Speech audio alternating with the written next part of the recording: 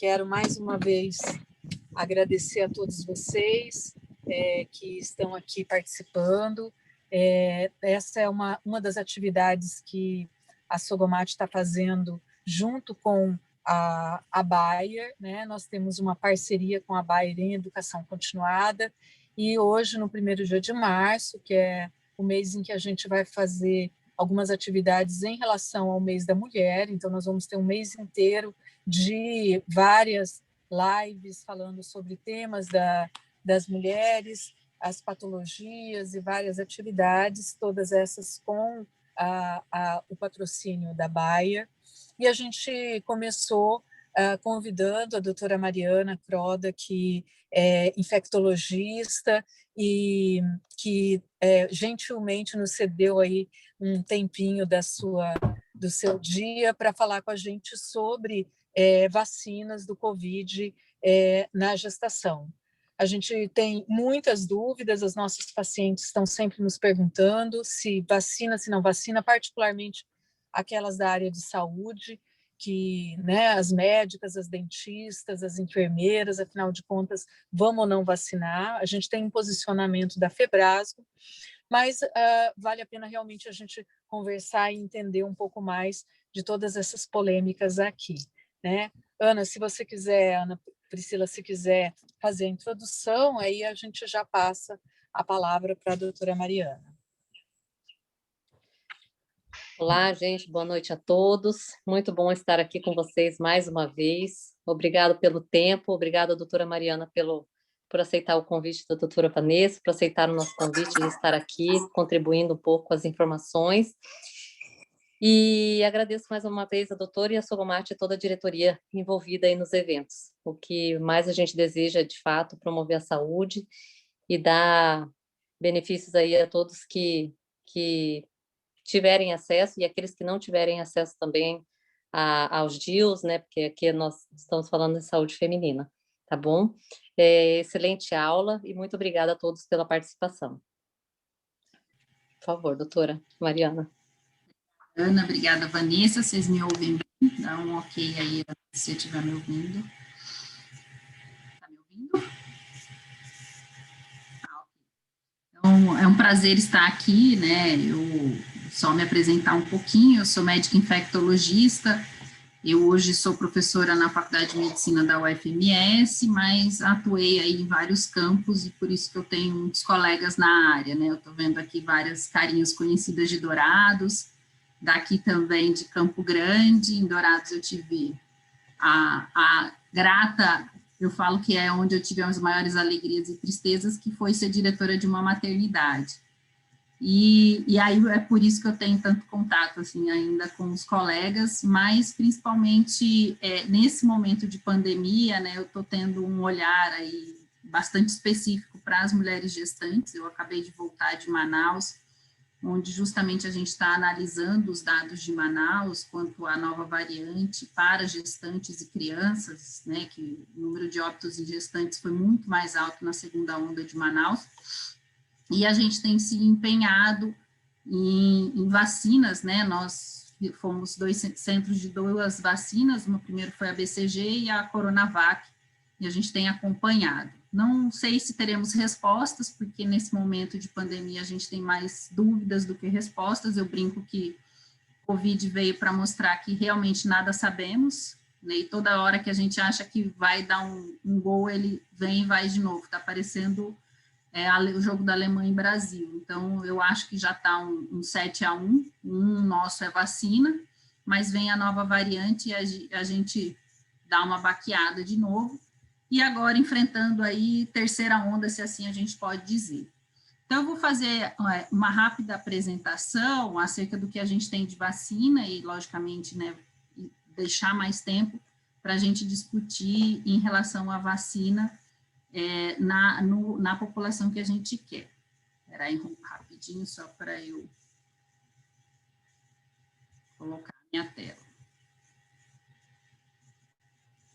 Então, todos me veem. Então, só para começar, a gente vai tentar fazer bem didaticamente, né, entender como que chegou até a vacina. E isso é super importante, porque uma das informações, das fake news que vem e que gera temor nas pessoas é justamente isso, né? Como que a gente fez uma vacina, conseguiu fazer uma vacina em menos de um ano, né? Nunca na história de todas as pandemias e doenças que estão aí endêmicas, a gente conseguiu uma vacina. Então, a gente tem mortes por doenças que poderiam ser imunopreveníveis todos os anos, a gente coloca aí tuberculose, coloca aí próprio HIV, hepatite C, que a gente não tem vacina, e a dengue, né? E a gente tem óbitos e nunca conseguiu avançar em vacinas nessas doenças. Então, o que aconteceu que a gente conseguiu avançar tão rápido? Então, primeiro, lembrando, né, que cada vacina, ela tem que seguir essas fases, né, que começa no modelo animal, no pré-clínico. A gente faz um ensaio clínico depois de fase 1, que é um pequeno grupo, né, dezenas de pessoas, vai para a fase 2, que a gente tem que aumentar esse grupo, né, e a gente já começa a colocar uma característica especial nesse grupo. Na vacina, a gente queria ver idosos, né, principalmente, e aí é uma centena de pacientes, até chegar na fase 3, que são milhares ou dezenas de milhares de pacientes que precisam ser testados. E a fase 4 é o que a gente tem vivido agora, né, que é uma farmacovigilância, quando ela vai ser aplicada mesmo na população geral, e a gente vai acompanhar os resultados já em vivo, né. E aí, a média que a gente tinha era de 10 anos, né, o máximo de vacina que a gente conseguiu foi 4 anos, mas uma média de 10 anos para cada vacina. E como que a gente consegue diminuir tanto isso, né? Primeiro que a gente sobrepôs todas essas etapas, né? Então, a gente foi fazendo fase 1 com fase 2, aumentando as estruturas das empresas, né? Então, elas foram dobrando, triplicando sua capacidade de produção, ao mesmo tempo que as vacinas eram desenvolvidas. Então, na verdade, eu acho que o grande sucesso foi a gente acreditar que ia sair a vacina. Empresas, principalmente a indústria farmacêutica, não investir, né, milhões para ampliar a sua capacidade, sabendo que isso não funcionaria. Então, a gente tinha plena certeza que a gente ia ter vacina. E uma peculiaridade da vacina para SARS-CoV-2 é que SARS-CoV, na maioria dos casos, ela é uma doença benigna. Então, você não poderia colocar alguma coisa no mercado que tivesse o mínimo risco, porque o risco-benefício não ia valer a pena. E, logicamente, que a gente queria vacina para um grupo específico que são idosos. Isso talvez foi o maior desafio, principalmente porque a gente sabe que a resposta imunológica do idoso, ele é diferente, e essa é uma das teorias porque ele tem morrido mais no SARS-CoV-2, e também que é o grupo que pode ter as maiores reações à vacina. Então, esse foi o grande desafio. Então, foi mais ou menos isso que aconteceu. Numa fase tradicional, né, em torno de 10 anos, a gente ia fazer cada fase num período. Então, de 0 a 2 anos é a fase pré-clínica, e assim sempre foi. Quando a gente precisa de um desenvolvimento acelerado, todas essas fases se sobrepõem, lógico que a fase 3 e a fase 4 vão ser mais longas, mas aqui o grande lance foi justamente as grandes empresas melhorarem sua infraestrutura, né, tanto de distribuição e de produção, e os órgãos reguladores ficarem realmente voltados para isso, para conseguir essas aprovações em tempo recorde. E aí, como que a gente chegou até essas plataformas? A gente já tinha, graças a Deus, se preparado quando a gente teve SARS e MERS, né, que foram as duas outras epidemias com coronavírus. Então, nessa fase, quando teve SARS, a gente já fez uma plataforma baseado nessa proteína, que é a proteína spike do vírus, e só que SARS logo baixou, acharam que não valia a pena, quando veio o MERS, falou, vamos fazer para MERS.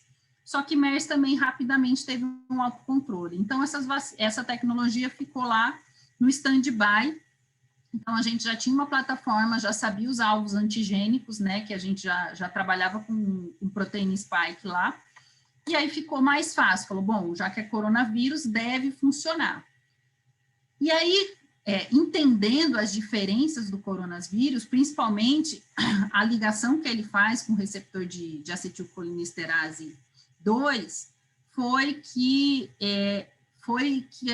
eles entenderam que era possível usar essa mesma plataforma, essa mesma tecnologia e tentar SARS-CoV-2 em várias possibilidades. Então, o que acontece, né, hoje? Quais são esses potenciais candidatos à vacina? Então, primeiro, a maioria das vacinas é voltadas para essa proteína spike. Então, é ela que vai estar na maioria das novas tecnologias em vacinas. Então, tanto de DNA como RNA, né, que são tecnologias novas, as de bases proteínas, que são bases sintéticas, que a gente também não tinha vacinas até agora, e não tem ainda, mas já tem tecnologia para isso. E aí a ideia foi, vamos colocar, então, sempre alguma coisa que vai alterar a ligação do receptor com esse receptor que é tão sensível, que está no epitélio, na mucosa e no trato respiratório, para enganar ele. Então, a ideia é isso e gerar uma resposta imune.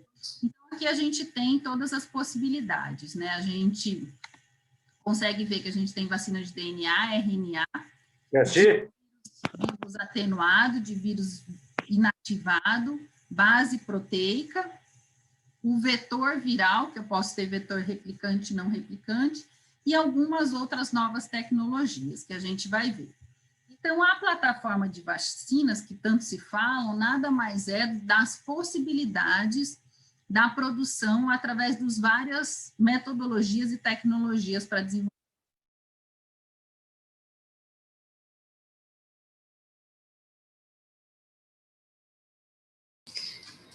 Eu acho que a internet da doutora deve ter caído, só um pouquinho que ela já retorna.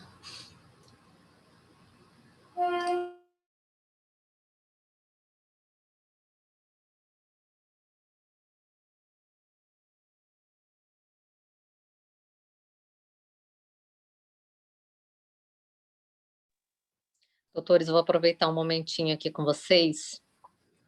Não sei se todos estão me ouvindo, até a doutora Mariana Croda retornar.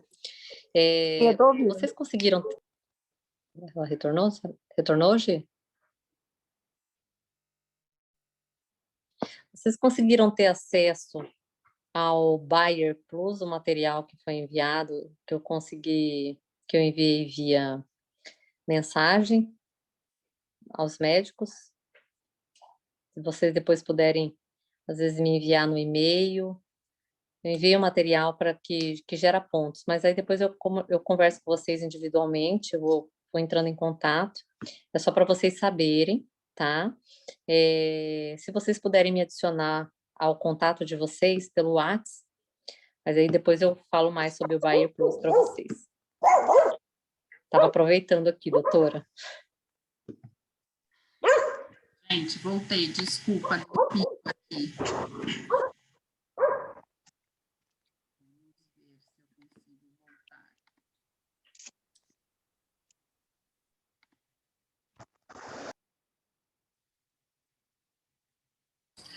Pode já compartilhar sua tela, doutora. Aí. Tá horrível a minha vizinhança aqui. Então, deixa eu só colocar para apresentar. Então, voltamos. Vamos lá. Então, as plataformas de vacina que falam hoje é justamente essas tecnologias. Então, o que é hoje disponível? A gente tem vírus inativado ou vírus vivos atenuados, que são tecnologias que a gente já conhece em várias vacinas, né? Então, o melhor exemplo é a influenza, sarampos, que a gente já usa amplamente. As proteínas recombinantes é a nova tecnologia que veio com a vacina do HPV. A de vetores a gente estuda para a vacina, né, que pode ser aí a erradicação do ebola. E a novidade são as vacinas de RNA e DNA que nunca foram empregadas. Então, essa aqui são as possibilidades desse componente, né? Uma subunidade proteica, então é uma proteína sintética, geralmente ela mimetiza a proteína spike. As Partículas de vírus, né, que são os vírus, partículas virais também colocado em células e feita a produção, as de DNA e RNA, as de vetor replicante e não replicante, e as vacinas inteiras, né, que são inativadas ou vivo atenuadas.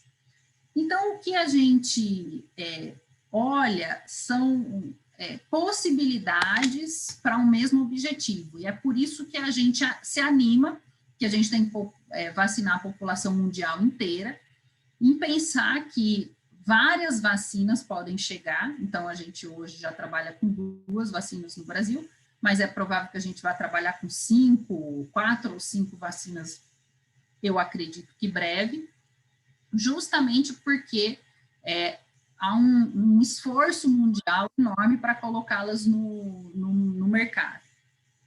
Então, as vacinas, né, inativadas e atenuadas a gente já conhece. A recombinante, a gente pega proteínas virais e faz uma cultura, né, ou célula de planta ou célula de animal, e coloca essa proteína spike recombinante. Então, são tecnologias utilizadas em outras vacinas que a gente está trazendo para a SARS-CoV-2. E as vetoriais, que eu coloco, né, eu coloco um vetor, que é um vírus diferente, o principal é o adenovírus, e ele pode ter a capacidade de replicar, ou seja, produzir novo virion e replicar ou não, você só entra em contato, faz a memória imunológica. Por isso que as com vetores replicantes, elas têm uma resposta imune até maior, porque você consegue fazer essa mimetização mais real, digamos assim. E com vetor de vírus inativado, que aí eles são inativados e projetados só para expressar uma proteína, seja qual elas for. Então, esse site é o Track Vaccines, eles atualizam toda semana o número de vacinas, de trials, de candidatos. Hoje nós temos 12 vacinas aprovadas, né? Então, que já fizeram, o que é aprovada? Aprovada em algum país. Não quer dizer que ela tem todas as licenças, mas que foi aprovada em algum órgão regulamentador. E, atualmente, 89 candidatos a vacinas. Então, aqui está pequeno, mas é só para mostrar as publicações, e aí eu vou deixar isso aqui, então já tem um link para cada publicação. Aqui são as vacinas, né, da Johnson & Johnson, que é a da Janssen, que é os apelidos, digamos assim, porque a maioria dos nomes são os nomes dos componentes, e aí são siglas e códigos. A da CanSino, que já tem fase 1 e fase 2 publicada. A da Oxford AstraZeneca, que já tem, né, todas as fases publicadas. A gente lembra que a primeira publicação deixou bastante confuso, a questão da meia dose, não sei se todo mundo se recorda, que o trial, né, da vacina teve um erro, né, e foi dado meia dose, então por isso que teve que ter várias publicações. A Coronavac, né, da Sinovac, também já tem a fase 1 e fase 2 publicada no Lancet. A vacina de Wuhan, que é Sinopharma, né, a Sinopharma tem 2, uma chama, pelo local onde ela está sendo produzida, é de Wuhan, também já tem fase 1 e fase 2 publicada. Novavax, aqui é a vacina indiana, que também já vai ter a publicação de fase 1, fase 2 e fase 3, a vacina Sputnik, e a da Sinopharma, que é a nova Sinopharma, né? A gente vai ter 2 Sinopharma. Então, aqui são os tipos das 12 que estão liberadas, né, em algum país. Então, aqui, a Epivac é a segunda vacina da Rússia, por isso que ela está aprovada somente lá. É uma vacina, né, de proteína, uma subunidade proteica, que é sintética. RNA são as vacinas da Moderna e da Pfizer, são as que estão sendo mais utilizadas no mundo, principalmente nos países ricos. Elas foram extremamente eficazes, a gente vai falar delas. CanSino é uma vacina potencial também para vir para o Brasil, né, aprovada em 3 países, mas ainda precisando de mais dados. Sputnik, que também tem uma sondagem para o Brasil, mas eles estão sem capacidade de produção. já aprovada em 38 países, e a da Janssen, né? A da Janssen também teve vários problemas aí durante o seu trial, mas já tem aprovação em um país. A que a gente utiliza, né, Oxford e AstraZeneca já está em 56 países sendo utilizada. A Serum da Índia, 13 países. Aqui, a Covaxin, a gente vai falar, né, já está aprovada em 2 países e tem o potencial de vir para cá também, para o Brasil, só que a gente vai ver que ainda faltam estudos, né, da Covaxin. Da Sinopharma Beijing, porque tem Sinopharma Beijing e Sinopharma Wuhan, que são essas. Também têm sido rapidamente aprovadas, e eles também aumentaram muito a capacidade de produção. E a nossa Coronavac, né, em 12 países. Então, as que têm opções no Brasil, Sinovac, Coronavac, perspectiva de compra de 20 milhões de Covaxin, só que Covaxin não tem nem estudo publicado. Então, é por isso que a gente só tem os dados do fabricante. Todos esses ensaios foram feitos no Brasil, Oxford e AstraZeneca, a Coronavac do Butantan, Pfizer e Janssen também fizeram no Brasil. O Mato Grosso do Sul ficou só Butantan. Ele ainda está oficialmente no protocolo da Janssen, mas não foi possível executar aqui por questões meramente burocráticas. Então, vamos falar da nossa Coronavac, né, que é a que a gente tem, foi uma aposta, né, do governo de São Paulo, e que é a que tem estado mais à disposição nossa. Esse é o estudo, né, que foi publicado no Lancet e que mostra realmente que a gente teve uma melhora significativa, tanto da transmissão, como principalmente de óbitos e casos graves com a vacina. Então, qual que é a tecnologia que a gente usa para fazer Coronavac, né? Que todo mundo fica escutando, IFA e tudo mais. Mas é uma tecnologia relativamente simples, né? Então, é inativação do vírus, e quando você injeta, né, esse pool com um adjuvante, ele vai fazer a básico reação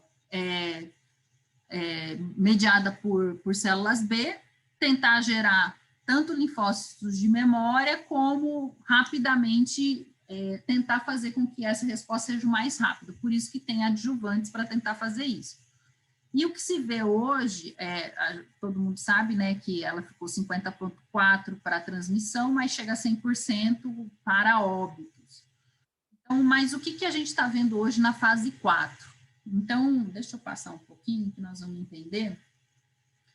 E lá no estudo, quando foi feito, aqui no Brasil deu 50,4%, 76%, salvo engano, na Turquia. Qual que foi essa diferença? Justamente isso, né? São estudos de fase 3, com populações diferentes, e que na fase 4 já estão vendo que uma dose já tem uma proteção maior que 60%, e 2 doses pode chegar mesmo ao que foi encontrado na Turquia. Então, a fase 4 da Coronavac está mostrando ser melhor do que a fase 3. Então, esse é o paper, né, e que foi bom e por que a Anvisa liberou? Porque ela foi bem tolerada em idosos, as doses, elas foram muito semelhantes, então, conseguiu fazer com uma dose, que foi a mesma dose usada, né, na fase 2, e, logicamente, que o grupo que a gente quer saber aqui, grávidas, lactantes, nós não sabemos nenhum efeito, porque essas pacientes não foram incluídas. Gestante, apesar de, desde 2008, tanto o FDA como os órgãos regulatórios incentivarem que os estudos sejam feitos em gestantes, é sempre muito temeroso, né, e tem questões éticas, e é por isso que a maioria das vezes elas não são incluídas. E mesmo as que não sabiam e se engravidaram no meio, né, do trial, do ensaio clínico, eles acompanharam e foram os poucos casos de gestantes que a gente tinha conhecimento.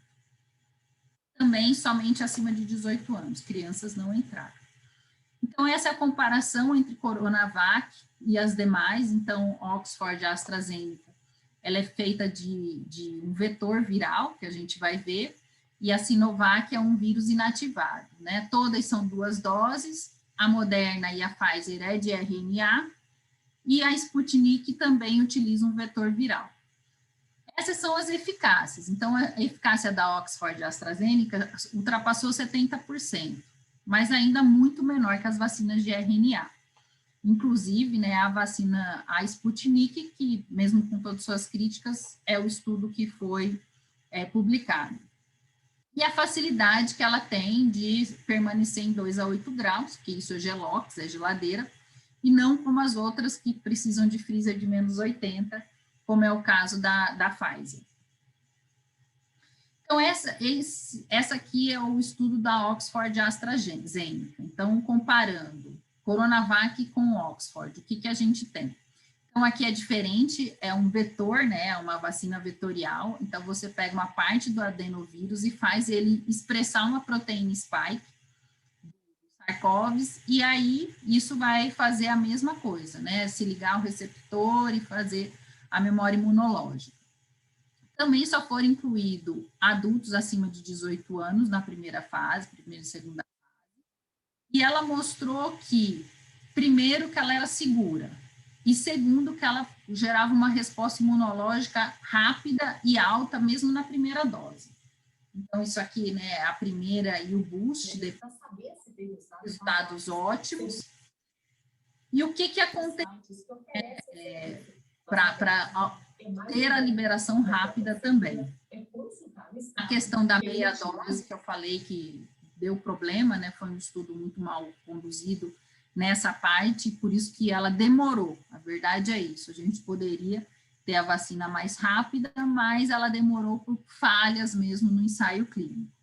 E a primeira coisa que teve a rápida liberação foi pela memória imunológica que ela gerou, e principalmente não ter quase eventos adversos graves nos pacientes que tomaram vacina. Então, extremamente seguro. A Covaxin é isso que a gente sabe dela, né? São 2 doses em intervalo de 28 dias, muito parecido com as demais. Fácil de armazenar, 2 a 8 graus. E os estudos pré-clínicos, que são os estudos em animais, ela gerou uma imunidade alta e poucas reações. Então, ela já está com aprovação para ensaio clínico fase 2 desde julho de 2020. Então, é uma vacina que já tem um tempo que está vindo estudada. E o que a gente sabe, a única coisa que a gente sabe, né, de resultado mesmo, é que na fase 2 não teve nenhuma reação grave. Então, ela é segura. Mas não tem ainda outros dados para a gente já falar que chegando os 20 milhões dessa vacina, vão ser rapidamente aplicados e todo mundo vai ficar bem. Ainda não dá para falar nada disso. Pfizer e Moderna, as últimas 2 vacinas que a gente vai falar, um sonho ter vacina de RNA, né? Mas elas têm a questão da câmara de frios, que o Brasil provavelmente não vai ter capacidade nos rincões do Brasil de chegar, mas pelo menos as capitais terão capacidade de ter. E está em negociação a Pfizer, né, uma vacina que é a vacina hoje mais utilizada nos países desenvolvidos. Também, esse é o estudo da Pfizer, é lindo, né, é a curva que a gente sonhava mesmo em ver. E o que o FDA diz, né, que somente vai permite a utilização acima de 16 anos, fala de contraindicação, que são reações alérgicas graves, mas ninguém hoje ainda não foi vacinado, nos países que estão se vacinando, por alguma reação anafilática, nada disso, e que não pode ser intercambialidade, né? Então, eu tomo Pfizer e depois eu tomo Sinovac, por exemplo. O alerta que o FDA deu quando aprovou a Pfizer foi justamente as gestantes, não tem dados disponíveis suficientes, né, para falar que é segura, para quem está em amamentação também, e nem para menores de 16 anos. Da Moderna, que também é uma vacina de RNA, a mesma coisa, não pode ser dada em gestantes, assim, né, não tem ainda nenhum estudo, mas a Moderna está incentivando gestantes a tomar e ser acompanhada através de um ensaio clínico que eles têm feito de fase 4. Na verdade, é acompanhar as gestantes que tomaram ou tomaram acidentalmente. Igualmente, não inclui menores de 18 anos, né? E coloca que todos os serviços têm que estar preparados para reações anafiláticas, caso ocorram. E a grande questão aqui é justamente isso, né? Essas empresas, elas assinam um contrato com os governos de não se responsabilizar pelos efeitos adversos. E é por isso que o Brasil não adquiriu, né, a Pfizer por conta dessas questões éticas. Então, só para deixar algo para a gente pensar, né, as 5 nações mais ricas e a União Europeia, que hoje tem 13% da população, ela já tem uma pré-compra de mais ou menos 50% de toda a capacidade de produção das vacinas, principalmente Pfizer e Moderna. Tem o COVAX, que é o fundo internacional liderado pela Organização Mundial de Saúde. O Brasil acabou perdendo também, a gente poderia ter uma parcela maior no COVAX, a gente vai ter 10%, mas a ideia é que tenham 700 milhões de doses, né, já aí nessa pré-compra, para distribuir entre vários países e principalmente países em desenvolvimento. E a AstraZeneca também se comprometeu a fazer essa distribuição, né, de vacina com um preço mais acessível, principalmente para países em desenvolvimento. E para gestantes, o que a gente tem visto? Então, o primeiro peso que deve se pôr a gestante é um grupo de risco para complicações ou não? Então, os estudos, eles têm sido divergentes, né? Antes, a gente falava, não, gestante é grupo de risco apenas para risco obstétrico, né? Então, riscos de complicações obstétricas. Novos estudos têm mostrado que ela tem, sim, risco de maior gravidade. Então, fica essa lacuna. Então, o binômio, né, a gestante e o filho, sempre é algo mais sensível de se tratar. Então, mesmo a gente que viveu pandemia de 2009 com H1N1, a gente perdeu muita gestante com influenza. E a gente sabia que era um grupo de risco que hoje seriam os idosos. Então, a gestante, ela de alguma forma foi poupada, né, dessa doença respiratória, se a gente compara com influenza. Mas ainda assim, há muitos desfechos que vocês veem na prática que não era para ser esperado em gestantes jovens, sem comorbidade, sem hipertensão, que não deveriam evoluir dessa forma. E o caso Manaus, que vem a nova variante, a P1, veio justamente para mostrar que talvez essa nova variante coloque as gestantes com um grupo de risco maior do que ela é considerada hoje. Esse americano faz. Então, assim, o mundo está voltado para ver segurança de Moderna e Pfizer para gestante, porque são as vacinas que estão sendo utilizadas primeiro nos países desenvolvidos e pela primeira vez. Então, tem um grande medo de que haja algum efeito, né, inesperado e principalmente malformação fetal. Então, a gente não vai ter grandes estudos para gestante com as vacinas que nós utilizamos, né, Oxford e Coronavac. Então, o CDC americano, ele recomenda que as grávidas que fazem parte do grupo prioritário, elas podem optar pela vacina, mas conforme discussão com o seu médico obstetra. Então, veio desse CDC americano e foi replicando para todo mundo. A OMS inicialmente tinha falado, gestantes não podem tomar.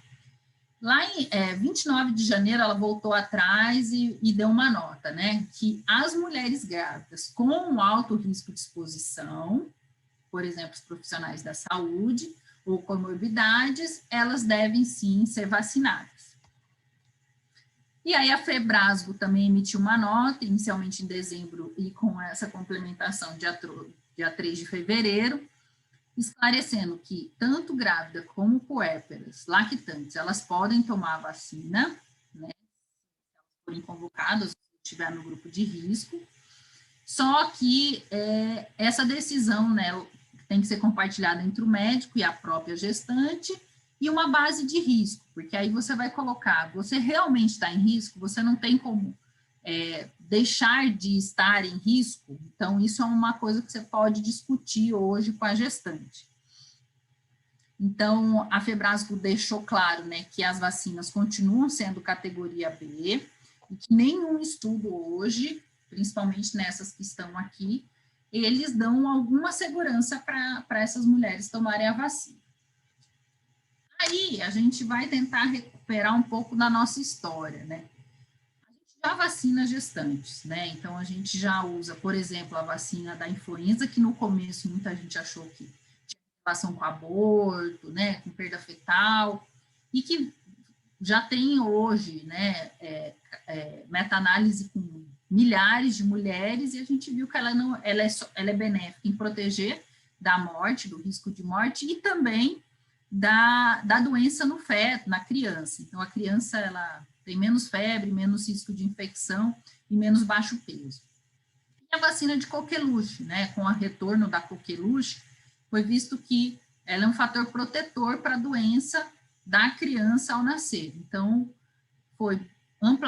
é amplamente utilizada e tem segurança comprovada em vários estudos. São tecnologias que a gente acaba conhecendo. Esse artigo saiu hoje, né? Na verdade, mais um comentário. Né, saiu nessa revista, é open, é aberto, dá para ler. E uma coisa que foi colocada, e justamente ele não quer dar nenhuma resposta, mas quer fazer a gente pensar, é o que eu trago para cá. Então, primeiro, ele busca esses estudos que falam das vacinas, né? Então, coloca a vacina da influenza, outras vacinas que foram utilizadas em áreas de risco, né, mesmo sem você ter segurança e que viram que depois que não deu nada. Mas outros estudos falam da febre do primeiro trimestre, né, que mulheres que tiveram febre no primeiro trimestre têm risco de ter algum tipo de malformação congênita ou mesmo perda fetal. E aí, se pensa em fazer uma prevenção de febre em mulheres que vão tomar vacina. Só que as bulas das vacinas que vêm hoje disponível, eles pedem para não dar nenhum antitérmico, para não alterar, né, o resultado da vacina, e só tratar a febre se ela tiver febre pós-vacina. Né? Isso que é uma outra questão que foi colocada como um risco você dar a vacina e gerar alguma reação. Então, a vacina de Oxford, a gente está vendo na prática que ela está dando alguma reação, mesmo que leve, mas febre é relativamente comum. E outros colocam, não, mas você vai dar um antitérmico e tem um risco dessa mulher, por exemplo, tomar um paracetamol. Então, são balanças que a gente pode pensar aqui, discutir, se vale, como que a gente está fazendo isso na prática. Né? Então, colocando nessa balança de risco-benefício. E aí ele faz algumas considerações. Isso é um primeiro quadro que ele coloca e que eu trouxe para vocês, que talvez seja o único artigo que tenta passar uma receita de bolo. Então, primeira consideração, os estudos que tem gestantes são estudos em animais e que se mostrou seguro, né, não é teratogênico. Tem o risco de uma reação à vacina, incluindo febre. Então, talvez pensar na rotina de dar um antitérmico antes da vacina. O risco de complicação de COVID, né, para essas mulheres que têm já alguma comorbidade que é comum na gestação, como diabetes, obesidade, hipertensão, ele é real. Então, isso é grande para essas mulheres. O risco de COVID para o feto ou recém-nascido, a transmissão intrauterina ela é rara, mas pode ter desfechos obstétricos ruins, como, né, o parto prematuro. Se essa mulher tem possibilidade de não se expor ao vírus, então trabalhar, ficar isolada, trabalhar sozinho, só sair de máscara. Se ela pode, por exemplo, ter tomado a vacina e durante a gravidez, de uma gravidez inesperada, você pode fazer esse acompanhamento, e aí agora há vários locais para fazer esse acompanhamento também, que entra a fase 4. E o risco, né, de complicações, e agora eu coloco aqui uma complementação, um risco de complicações pela nova variante, a P1 no Brasil, que eles falam muito da variante do Reino Unido e da África do Sul, mas a variante no Brasil pode ser que ela seja mais letal ou cause maior gravidade nessas pacientes. Então, é algo a mais para a gente pensar. A gente já está tendo aqui no Brasil um estudo da Pfizer e da Janssen com gestantes, né? Então, eu peguei essa notícia também de hoje. Então, já tem pelo menos 200 recrutamentos de Sorocaba e Jundiaí, e isso deve ir para outros locais também.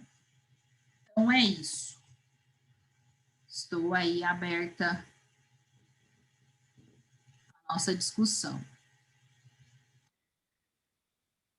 Obrigada, Mariana. Nossa, maravilhosa. Uma capacidade de síntese perfeita, porque a gente entender todas essas vacinas, eu já assisti várias aulas de vacina e é tanta coisa, né? E a gente, como ginecologista e obstetra, de repente se viu tendo que voltar às aulas de imunologia. Quem fez na Federal aqui lembra o quanto a gente odiava imuno, né? Pelo menos eu. E agora a gente tendo que voltar a entender tudo isso e se vê mesmo com as nossas pacientes, a gente se perguntando e as nossas pacientes nos perguntando, os colegas nos perguntando, né? E a gente simplesmente não tem resposta. E aí, você até falou algumas coisas, eu vou deixar aberto para o pessoal, quem quiser fazer alguma pergunta, sinaliza com a mãozinha ali do bate-papo, que a gente abre o microfone. Mas eu vou começar até como a maneira que você encerrou. O que a gente tem na realidade? Por exemplo, uma médica ou uma enfermeira, médica, que eu acho que a enfermeira a gente muitas vezes ainda consegue afastar, mas as médicas, além de tudo, elas são teimosas, né? Porque elas não querem parar de trabalhar, elas não querem fazer home office. Para essas mulheres, vale a pena fazer, assim, do ponto de vista de exposição, mas eu trabalho de N95, vale a pena correr esse risco? Será que é tão arriscado a Coronavac assim? Então, na verdade, a gente vive um cenário diferente hoje. Talvez se essa pergunta, né, uns 2 meses atrás, a gente poderia pensar assim, não, a gente já está saindo, né, de uma grande curva, a gente já está saindo dessa segunda onda, a vacina chegando, é provável que haja o controle da doença. Acontece que a gente vive hoje um outro cenário, né? A gente está aí numa terceira onda, no meio de uma terceira onda, a gente nunca teve indicadores tão ruins como esse. Eu realmente acreditei que existiria imunidade de rebanho, né? Então, o que Manaus viveu em maio, junho, eu falei, acabou, Manaus nunca mais vai ter nada. E ele ficou meses, né? Amazonas ficou meses sem nada e teve uma segunda onda que foi um tsunami, foi muito pior. E agora e eu estou falando isso aqui no Mato Grosso do Sul, né? Não é ser mensageira do apocalipse, mas é mais ou menos os dados reais. Existe um corredor epidemiológico já bem caracterizado. Então, se a gente lembrar, começou lá, né? Rio de Janeiro, Amazonas, os outros estados do norte, aí começa a pingar um pouco ali Ceará, Piauí, Bahia ficou protegida. Aí começa a descer, aí vai São Paulo, Santa Catarina, Minas, São Paulo, Santa Catarina, Rio Grande do Sul, Paraná, Mato Grosso do Sul. Então, é mais ou menos esse padrão. O que a gente vê hoje nos estados, os estados estão colapsados, estados que nunca colapsaram. Bahia colapsou, Bahia foi um estado do Nordeste que tem PIB baixo, né, IDH baixo. A gente já imaginava que Ceará colapsou e Bahia não colapsou, eles conseguiram segurar a onda legal. Hoje o governador Rui Costa foi e chorou na TV. né? Então, tem gente morrendo em casa. Paraná e Santa Catarina, que tem as melhores saúdes, né? Eu trabalhei no estado e a gente sempre compara, e eles são estados modelos, né? Dentro das suas vigilâncias, dentro da sua capacidade. E Santa Catarina hoje está colapsado, 0 leitos. Então, é provável que a gente viva momentos semelhantes aqui no estado. Então, pessoalmente, se eu tivesse hoje gestante, eu vacinaria. Primeiro, a vacina, ela tem se mostrado eficaz para a nova variante, isso é super animador.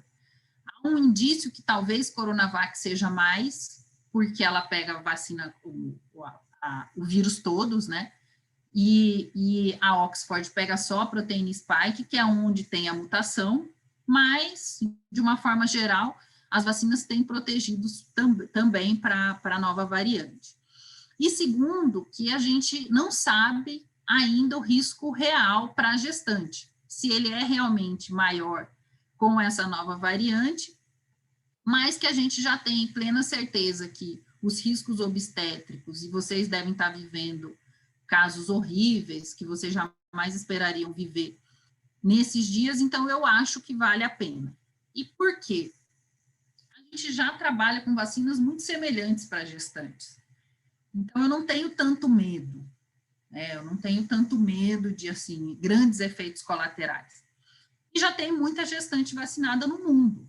O Brasil viveu isso mais tardiamente, né? Então, as pessoas estão sendo vacinadas desde dezembro no resto do mundo, e tem muita gestante. Lógico que as vacinas são de RNA, mas tem muita vacina de vírus inativado também sendo aplicado em gestantes. Então, a gente não tem visto grandes efeitos colaterais.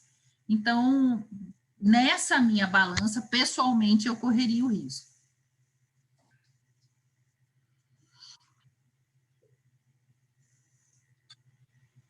E me fala uma coisa, Mariana, essa nova variante de Manaus, você me disse que está tendo, porque a realidade que a gente tem vivido aqui no estado, assim, lá no regional, a gente teve, levantou agora, até uma das residentes no trabalho de conclusão de curso, levantou o número de pacientes graves, né, que ficaram internadas, moderadas e graves, e a gente teve mais intercorrência clínica do que do próprio Covid, né? Então, era sempre aquele grupo de risco, a gestante que era obesa, hipertensa, e aí a gente acabava tendo a prematuridade terapêutica por conta disso. Mas no número absoluto, não foram tantos casos graves quanto o número de gestantes que acabaram sendo, que adquiriram. Essa nova variante, você disse que ela está fazendo, então, mais casos graves em gestantes, é isso?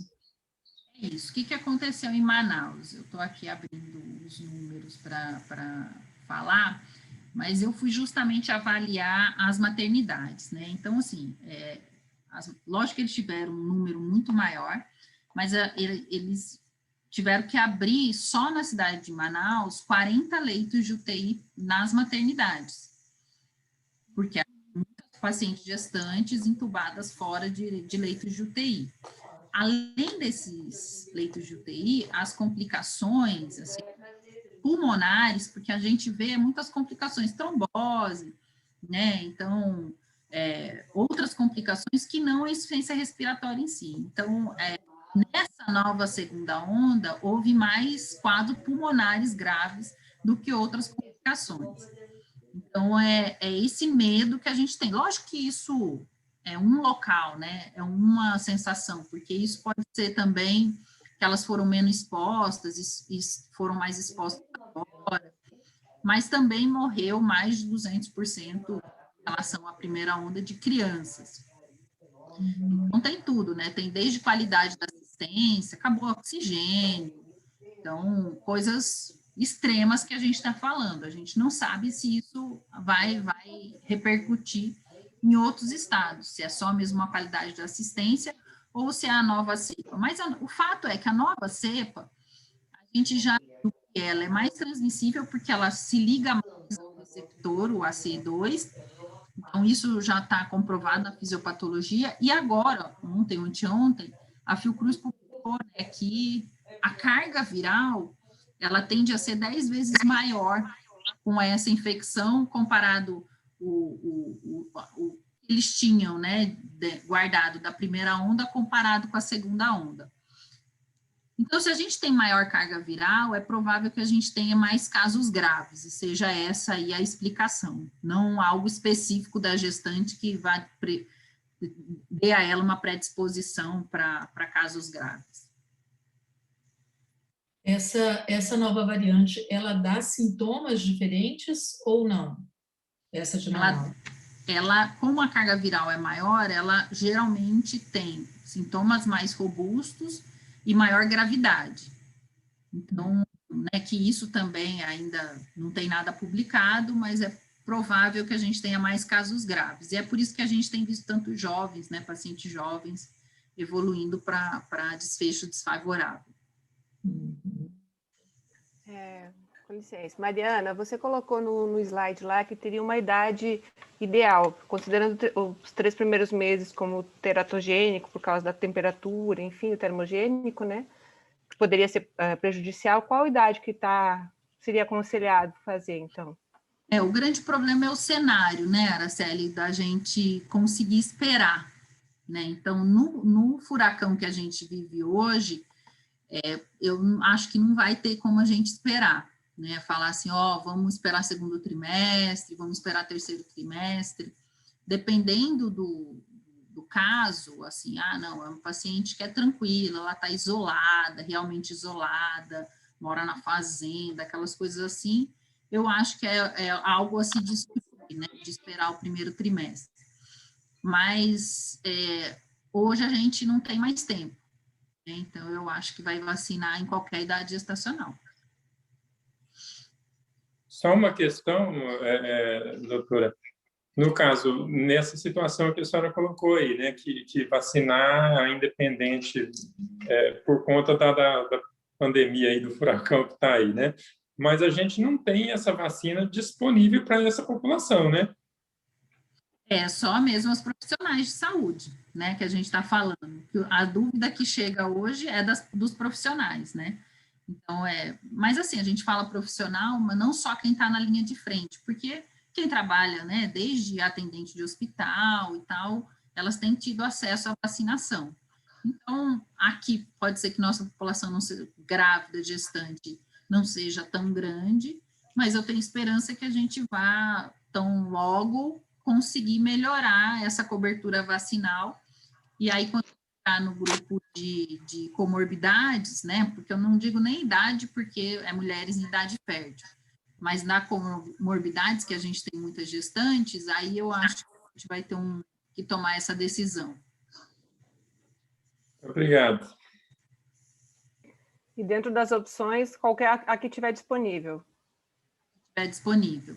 Tinha essa questão, né, de a AstraZeneca ter algum maior número de mulheres que durante o estudo engravidaram, mas hoje a gente não tem opção, né? A maioria que está disponível é a Coronavac, que está tendo a produção mais rápida, então vai ser a que tiver disponível mesmo.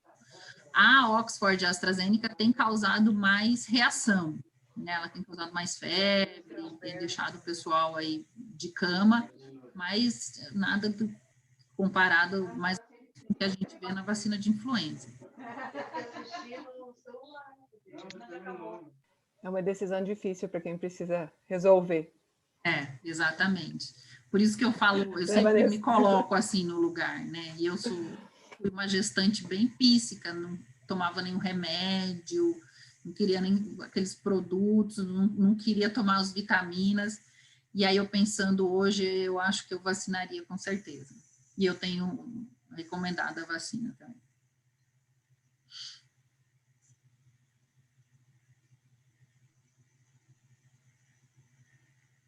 Wilson abriu a câmera aí, quer fazer alguma pergunta, Wilson?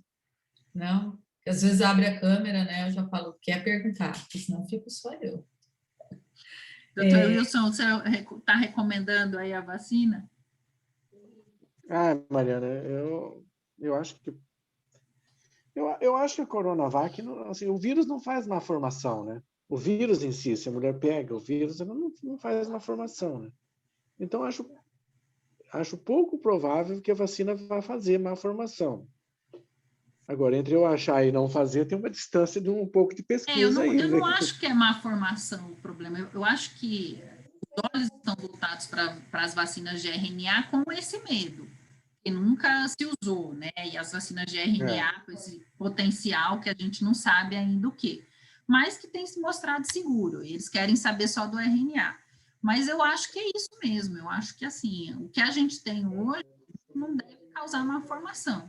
Eu acho que o que deve dar medo é justamente perda, né, por, sei lá, N motivos, e essas outras coisas que são mais raras, né, mas que as vacinas não têm mostrado. Vai dar encefalite, Guillain-Barré, que a gente sabe que toda vacina tem um potencial de evento adverso grave, mas já foram vacinados milhões de pessoas e a gente não está vendo esses eventos adversos.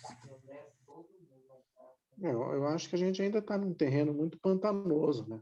E todas as recomendações colocam uma parte da responsabilidade nas costas do obstetra, né? Aí você vai orientar o paciente a tomar uma vacina que não tem sustentação científica, infelizmente, ainda, né? E aí toda a responsabilidade cai sobre a gente, né? Toda a responsabilidade. Essa recomendação foi assim mesmo, né? Assim, ela veio da CDC, conforme discussão com o seu médico, e foi se... Pois é. Chegou o Febrasgo também com esse nome, né? Então, ou seja, joga tudo consulte seu médico e discuta o risco com ele. E aí eu tenho que dados para dar para o paciente de fato, né? Falar assim, olha, tem como aconteceu com a rubéola, por exemplo, né? A rubéola teve muita gestante que foi inadvertidamente vacinada e na vacina não fez nada com os fetos. Né? É verdade. Esse dado a gente não tem para dizer para ela. Falou, olha, nós já tivemos aí 500 mulheres, 1.000 mulheres vacinadas inadvertidamente, porque não sabiam que estavam grávidas e eram de grupo de risco e não aconteceu nada, né? Então, acho o problema é que só vai saber depois de 7 anos, né? Pois é, então a única restrição que eu tenho é que toda a responsabilidade foi jogada em cima do obstetra. Se a recomendação da Febrasgo ou do CDC tivesse sido assim, olha, a gestante que tem fator de risco e é profissional de saúde, está fortemente exposta ao vírus, deve se vacinar, independentemente do risco, até porque a primeira preocupação nossa deve ser com a vida da mulher e não com o do feto.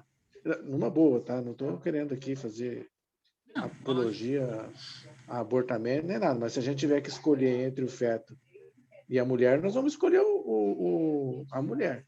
Então, se a recomendação tivesse vindo dessa maneira, talvez fosse mais fácil da gente recomendar a vacina, né? Agora, do jeito que veio, ele joga a responsabilidade para a gente, porque o ponto fraco dessa discussão, ou seja, a gestante e o marido ou a família discutir com o obstetra. O ponto fraco dessa relação é a família, é a gestante e, teoricamente, quem é detentor do conhecimento, quem vai influenciar a decisão somos nós. Né? Então, acho que isso foi muito claro nessa pandemia, né? A questão do tratamento também ficou uma autonomia médica. Todo mundo assim, não tem estudo, mas se o médico quiser dar, que assine um TSLE ou não, mas fica a cargo dele. Então, é jogar uma responsabilidade, assim, o problema é seu, vocês que têm que decidir, e da vacina foi mais ou menos isso também. Acho que veio nessa mesma toada. Sem dados. Decidir no escuro, você tampa meu olho e fala, toma uma decisão. Eu acho que, nesse sentido, as sociedades deveriam ser mais objetivas, como eu disse agora há pouco. Olha, quem é fortemente grupo de risco? Gestante obesa, diabética, hipertensa, exposta à doença, como os profissionais de saúde, professoras. Eu acho que essa recomendação deveria vir expressa. Olha, essas gestantes, ainda que não haja dados, deveria se vacinar. Como você disse, você falou assim, eu tomaria. Por quê? Porque aí fica mais fácil para você orientar a gestante. Né? Do jeito que está, eu acho que está muito vago, sabe? Mas eu acho uma provocação. Na sociedade é muito difícil também uma recomendação assim, né? Pois é, mas a mesma coisa aconteceu com a cloroquina, né? O CFM foi lá e falou, não, prescreve quem quiser, não tem sustentação científica, mas quem quiser prescrever, prescreve. Pô, isso eu, sinceramente, fico com um pé atrás com isso, né? Não tem sustentação científica, não prescreve. Senão daqui a pouco nós estamos usando sanguessuga. Isso, mas é uma situação excepcional. Porque numa situação normal, a gente não indicaria, ponto. A verdade é essa. Numa situação normal, não teria nem sido aprovado em lugar nenhum do mundo, né? Exatamente. Mas ela é aprovada para emergência, vamos dizer assim. É uma situação não, mas a gente emergencial. pode pegar, assim, vamos supor, a vacina de dengue, entendeu? Que a gente vive aí todo ano. Aí você fala, não tem, mas tão com epidemia de dengue. A gente vai dar essa vacina que dá um monte de reação, tudo. Você não daria, né? Você acharia que o risco valeria, né? Passa seu protetor, seu repelente e segue a vida. Nesse caso agora, é um desespero mundial, né? Então, a gente não tem mesmo como tentar pensar nesse rito que a gente faria. Até por isso que eu acho que a solução é essa mesmo, assim, cada um decidindo junto com a paciente, mas isso você fica totalmente vulnerável. Você não vai dar um papel para ela assinar, ó, você entendeu os riscos de toda a paciente. Seria uma saída? Todo mundo agora quer papel para assinar, né? A Pfizer colocou também que a vacina cada um tem que assinar seu termo e o governo se responsabiliza. Na época da cloroquina também, né? Assina o termo e pronto, mas isso não é o respaldo que está procurando. É fácil, né? Eles ganham dinheiro e a gente fica com responsabilidade, né? Tem isso também. Eu estou em Santa Catarina agora, o noticiário aqui diz que tem 13 leitos de UTI para o estado. Tem 4, viu? Acabou, eu vou te mandar uma outra. Pois é. O meu colega de turma é o chefe da vigilância epidemiológica, ele fica só colocando desgraça daí. Santa Catarina, imagina a gente viver isso. Então, eu acho assim, eu acho que para aquelas mulheres de risco, acho que a gente deveria vacinar, sabe? Mesmo a mais antiga, né? Ela é mais testada, a tecnologia é mais testada na gestação, né? Ela já foi testada em outras vacinas na gestação, certo? Já. Então, acho que ela é mais vamos dizer assim, de todas que tem aí, acho que é a mais testada na gestação, né? E é a que nós temos também, né? Não tem muita opção, não. Não tem muita opção, né? Da Moderna dá 95% de eficácia, mas nós não temos. Então, quando fala, eu também queria. Eu também. Moderno queria ter opção também, mas não tem, então vamos lá. E a gente não consegue nem viajar para o exterior para tomar outra, né? Porque nós estamos proibidos de sair do país, então não adianta, né? Chique, Vanessa. Você está muito chique, Vanessa. Eu vou para Israel. Não vou lá vacinar, né? Não posso, estou proibida. Então, essa é o que temos. Eu não posso entrar em Israel, não deixa um libanês entrar em Israel. É verdade. Deixa eu só fazer uma última pergunta, que a gente já está aí com o tempo.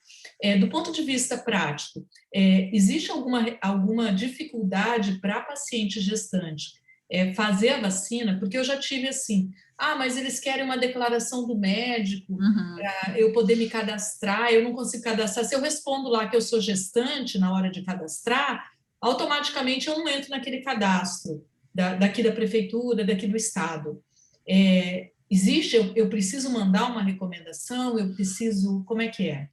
Como isso ficou aberto, né, assim, o governo, o PNI, né, o Programa Nacional de Imunização, ele não deu uma recomendação para estados e municípios de como deveria ser feito isso.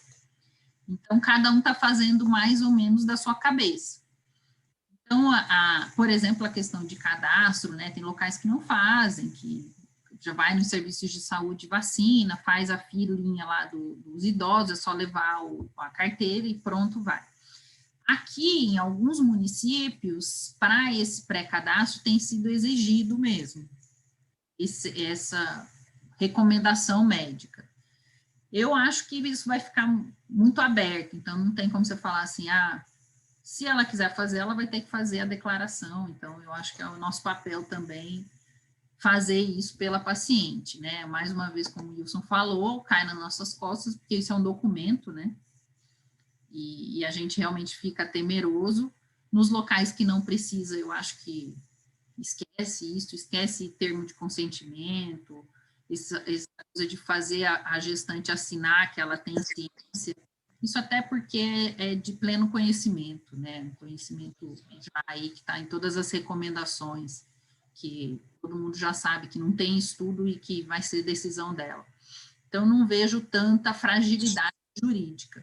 Mas, enquanto tiver isso sem uma recomendação formal do Ministério, vai ficar essa bagunça, cada lugar pedindo uma forma, né? A Meire quer fazer uma pergunta, a Gini mandou aqui, é isso, Isso, Gini? isso, doutora Vanessa. Eu estou gestante, estou com 36 semanas, eu vim para Curitiba para ter o bebê aqui, e aqui realmente já está, né, a cidade está em lockdown. Não fiz a vacina, né, por todas essas questões e dúvidas, e agora, assim, realmente me pego numa situação em que estou num receio, na dúvida em fazer. Primeiro, pelo tempo de gestação, e a outra até mesmo por essa questão que a doutora Vanessa falou, de fazer, de como eu me cadastro, já que se passou, né, o período dos profissionais de saúde, para poder fazer a vacina. E até porque a segunda dose provavelmente vai ser já no puerpério também. Eu não sei como que vocês, a opinião, realmente estou em dúvida. Meu pai é obstetra também, e a gente ficou realmente assim, na dúvida, se vale a pena fazer, ou pelo período da gestação, talvez não. Então, eu gostaria da opinião. Como que você está aí? Você acha que você está no momento, eu estou protegido? Assim? Eu estou isolada, né? Meu pai, por ser obstetra, ele já fez as duas doses da vacina, minha irmã também, que são os que vão acompanhar meu parto. Não estou em atendimento, né? Realmente estou isolada. Então, mas até então não estava. Eu vim para cá, né? Mais por conta disso. E aí também fico nessa situação, mas eu não estou fazendo atendimento, estou em casa. Estou como se fosse uma gestante não médica agora. Eu acho que seria isso que eu colocaria. Então, se eu consigo me proteger, né, de infecção, o máximo que eu conseguir, né, e é por isso que nessa fase eu tenho falado muito da questão da máscara de qualidade, que eu acho que tem vários estudos mostrando, né, esquece lavar coisa, é transmissão respiratória principalmente. E com essa capacidade maior dessa nova variante de se ligar ao receptor, então boa máscara é imprescindível, né? Então, parte daí. Então, eu acho que a máscara a gente tem uma coorte, né, com profissionais de saúde, acho que todo mundo sabe, a gente já está com 900 profissionais de saúde, do regional, todo lugar. E nessa nossa coorte, a gente viu que a maioria dos profissionais de saúde não pegou durante sua atividade, né, durante seu cuidado com o paciente. Ou ele pegou no serviço de saúde na hora do vacilo, que é o cafezinho, que é o dormitório, que é a carona, ou ele pegou dentro de casa ou fora, né, nas reuniões sociais. Então, a gente vê que EPI funciona, esse é o fato. Então, máscara boa funciona. E o grande estudo que teve, né, no início da pandemia, mostrou isso, que mesmo a gente achando que aerossol, tem muito essa questão, aerossol é gotícula, pessoas que utilizavam máscara cirúrgica não pegaram, né, no hospital de Wuhan. Então, isso foi um bom parâmetro para mostrar que máscara funciona. Então, eu investiria numa boa máscara, se precisar sair e tudo mais, manter o isolamento e o momento do parto, né, que a gente fica com muito medo. O momento do parto, dependendo do serviço de saúde, ele tem um risco, mas nem tanto. Você vai ter um risco maior no puerpério, mas o risco para o bebê é muito pouco, né? Porque a gente já está pensando no anticorpo que vai passar para o bebê também. Então, o risco do bebê, tanto de pegar como de desenvolver doença grave, é muito, muito raro. Então, assim, é uma decisão difícil. Se você não tiver acesso à vacina, é isso, né? Então, vamos encarar e vai vai sem vacina mesmo, vacina depois. Mas se você tiver acesso, eu acho que é algo que pode você pensar, ponderar, até pensando já que você vai precisar de 14 dias para fazer aí sua resposta imunológica máxima, né? Isso daí já vai estar aí perto do parto. É provável que na segunda dose é isso mesmo, né? Já esteja no puerpério, mas também pensar que você vai estar passando anticorpo para o leite, isso é legal também para o bebê, né? Então, já pensar não só nesse momento, mas também no pós-parto. Então, eu acho assim, se der bem, se proteja, que você vai sair bem também. Ok, obrigada, doutora Mariana. E só um adendo, quanto à vacina da gripe, porque ainda não foi lançada a campanha, né? Seria recomendado usar já começar nesse período, ou Sim. guardaria o puerpério? Até por conta, se for fazer a vacina, né, vai ter que escolher, né? Porque aí você vai ter que esperar, pelo menos, dependendo da vacina, lá nos Estados Unidos eles recomendam 4 semanas, aqui pelo menos 2 semanas. A vacina da gripe, ela é super importante e tem um grande estudo saindo agora, mostrando que crianças que foram vacinadas para gripe tiveram menor chance de pegar Covid, né, durante a campanha, então deve ter alguma resposta cruzada aí, que a gente não sabe, mas isso ainda é especulativo, né, isso vai precisar de ensaio clínico para confirmar, mas para gestante não tem, assim, eu brinco que eu treinei para a pandemia durante H1N1, né, na época eu fazia ainda UTI, Dourados, foi os primeiros casos, eu fechei uma UTI, eu dormia, eu mudei para UTI, então eu vivi um pouco disso, né, andava só, parecido uma nave espacial dentro do hospital, e eu perdi muita gestante, então eu sou meio traumatizada com influenza, com gestante, então eu acho que não brinca com influenza, acho que vocês têm mais experiência, mas influenza e gestante é uma combinação que não deu certo, e eu não entendo até hoje por que influenza faz tanto predileção por essa fase, né? Porque ficou pacientes idosos não pegam, ficou pacientes jovens e gestantes prioritariamente. Nem imunocomprometido a gente teve problema com influenza, mas teve com gestante. Então, eu acho que se tivesse que escolher, eu tomaria primeiro influenza e depois corona. Agora, o que vai depender? Cada região tem vivido, porque o que acontece? Existem as unidades sentinelas, né? A gente fica coletando esses suaves nas síndromes febris, nas UPAs, e faz um painel respiratório de todo mundo. Não está circulando influenza ainda aqui no Mato Grosso do Sul. A gente teve poucos casos em Corumbá, bem assim, bem isolados.